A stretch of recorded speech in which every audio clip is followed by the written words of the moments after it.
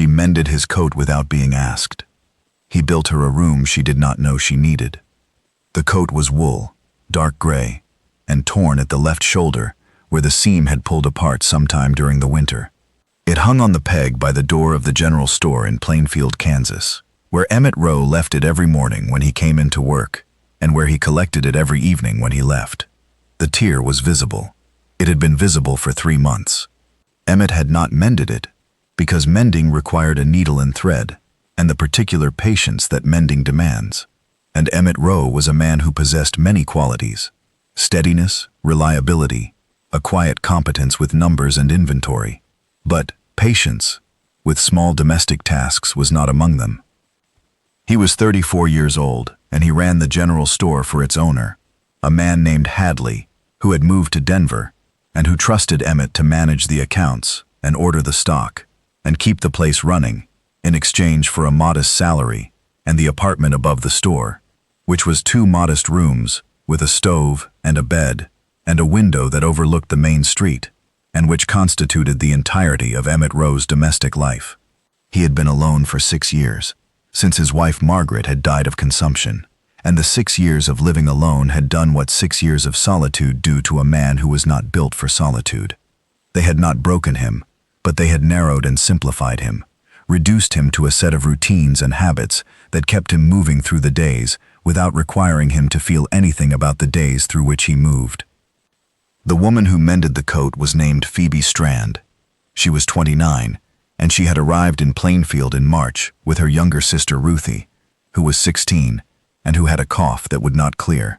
They had come from St. Louis, where Phoebe had worked as a seamstress in a garment factory, until the factory closed and the boarding house raised the rent, and the city became a place where 2 women, without family or connections, could not afford to remain. They had come west because west was the direction people went when they needed things to be cheaper and quieter and simpler, and because Phoebe had heard that the dry air of Kansas was good for lung complaints, which is what the doctor in St. Louis had called Ruthie's cough, a lung complaint, as if the lungs were filing a formal grievance. Phoebe took a room at the boarding house in Plainfield. She took in sewing, hems and alterations and mending, and the occasional dress commission from the wives of the wheat farmers who came to town on Saturdays. The work was steady, but not abundant. It paid the rent at the boarding house and bought food and medicine for Ruthie and left nothing over, which is to say, it sustained their lives without giving their lives any margin or anything to look forward to. She noticed the coat on a Tuesday. She had come into the general store to buy thread, white cotton thread, number 40, which she needed for a pillowcase she was hemming for the pastor's wife, and the coat was hanging on its peg by the door, and the tear was facing her, and the tear offended her, the way a crooked picture offends a person who notices crooked pictures. She was a seamstress. A torn seam was not a minor imperfection to Phoebe Strand. It was a wrong that could be righted with 12 inches of thread and 5 minutes of work. She did not ask. She took the coat from the peg, while Emmett was in the storeroom, counting sacks of flour.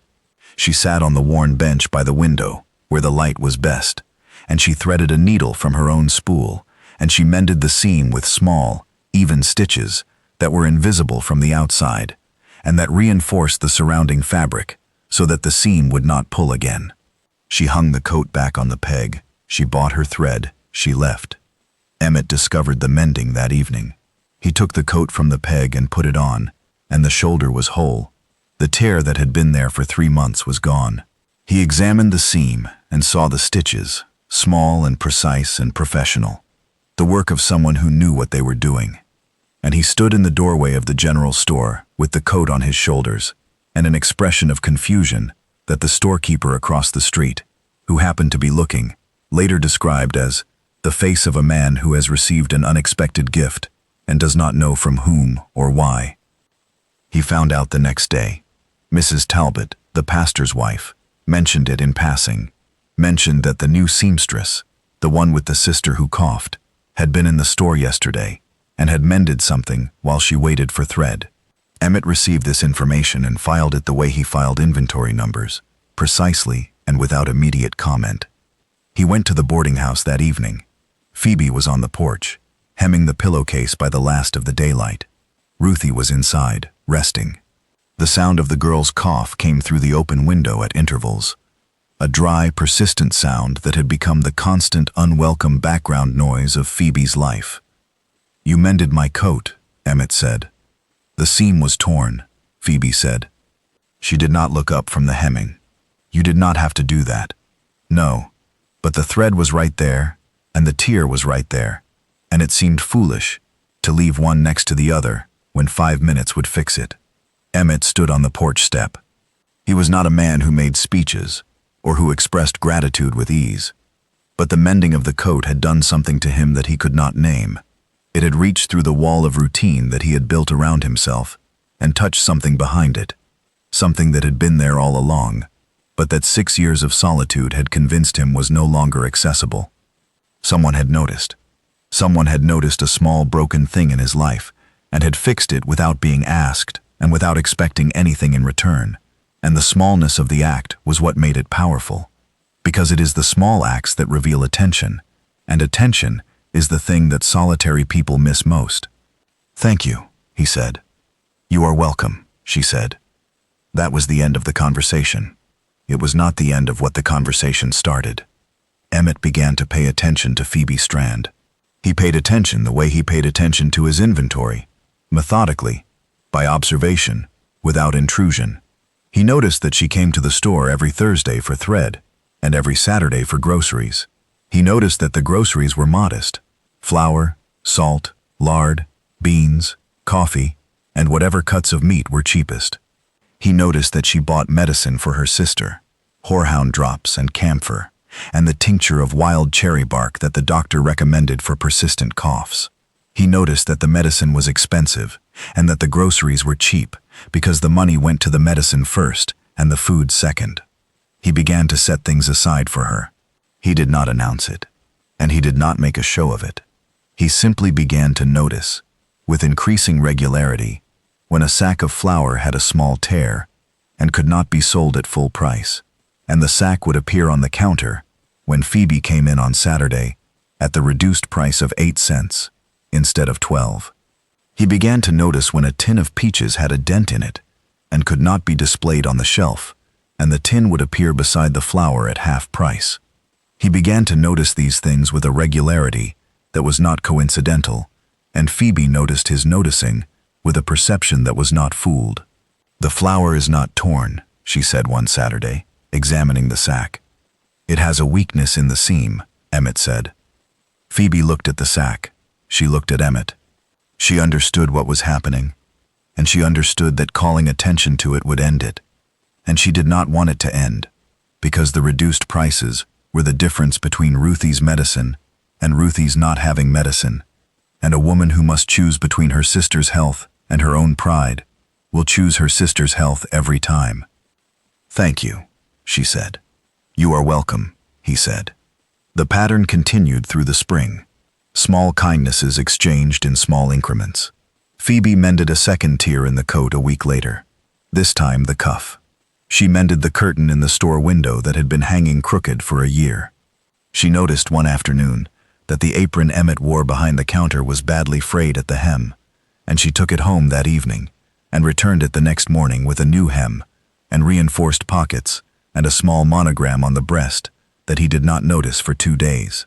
Emmett noticed that Ruthie's cough was worse on cold mornings, and he began to leave a jar of honey on the boarding house porch on those mornings. And the honey was not from the store inventory, and was not at a reduced price, and was not explained. In May, Emmett did something that changed the shape of their acquaintance. He had been thinking about it for weeks. He had been thinking about it the way he thought about everything, carefully, practically, with attention to detail and a reluctance to act until the acting was correct. The boarding house room that Phoebe and Ruthie shared was small. It was one room with one bed, and the one bed meant that Phoebe slept beside a sister who coughed through the night, which meant that Phoebe did not sleep, which meant that the circles under her eyes were growing darker with each passing week, and her hands were less steady when she sewed, and the seamstress who had mended his coat with invisible stitches was becoming a woman who could not see straight by afternoon. The apartment above the store had 2 rooms. Emmett used one as a bedroom and one as a sitting room that he did not sit in. The sitting room was empty in the way that unused rooms are empty. It contained furniture but not purpose. He did not offer the room. He built a separate entrance. He spent 3 weekends cutting a door into the side wall of the building and building a narrow staircase that led from the alley to the sitting room, so that the room could be accessed without passing through his quarters. He put a bed in it and a washstand, and a rag rug, and a small table with a lamp, and he hung a curtain across the doorway between the 2 rooms. A heavy curtain, wool, that blocked sound and light, and then he went to the boarding house. "There is a room above the store," he said. "It has a separate entrance. The rent is $2 a month, which is less than you are paying here. The air is drier on the 2nd floor, which may help your sister." Phoebe looked at him. She looked at him for a long time, and the looking was the careful, assessing look of a woman who has learned that offers from men sometimes carry obligations that are not stated, and who has learned through hard experience to look for the obligations before accepting the offers. "Why?" she said. Emmett was quiet. He was quiet because the true answer to the question was complicated, and the complicated answer was that the mending of his coat 3 months ago had opened something in him that he had thought was closed, and the opening had let in a warmth that he had not felt in 6 years, and the warmth had grown and made him want to do something for the woman who had caused it.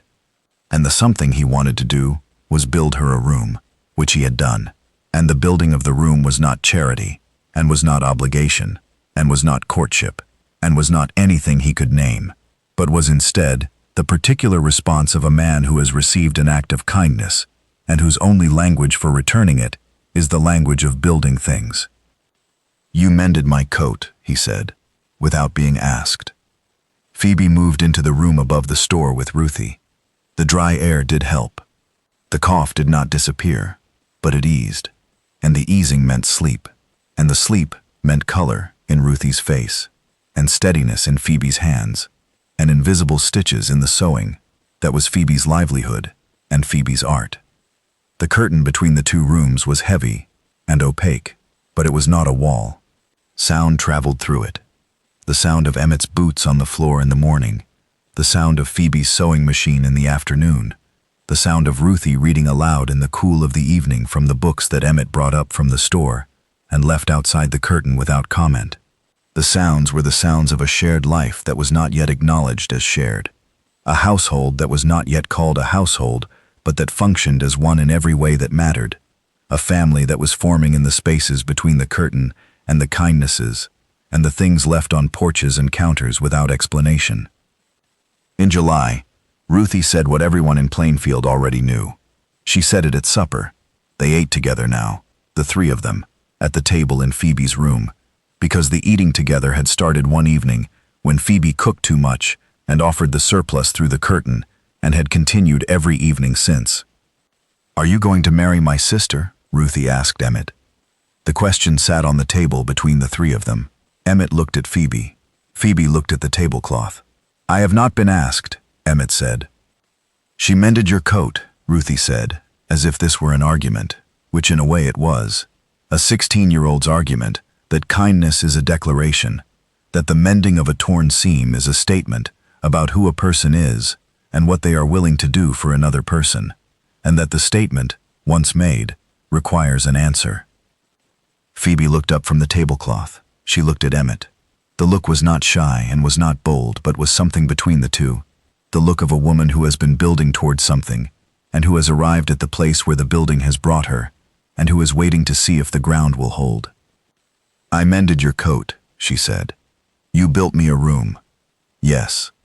Those seem like answers to me. They seem like answers to me too." They were married on a warm Saturday in August, in the store, because the store was where the coat had hung, and where the first small kindness had started, and because both of them were people who believed that the place where a thing begins is the right place to continue it.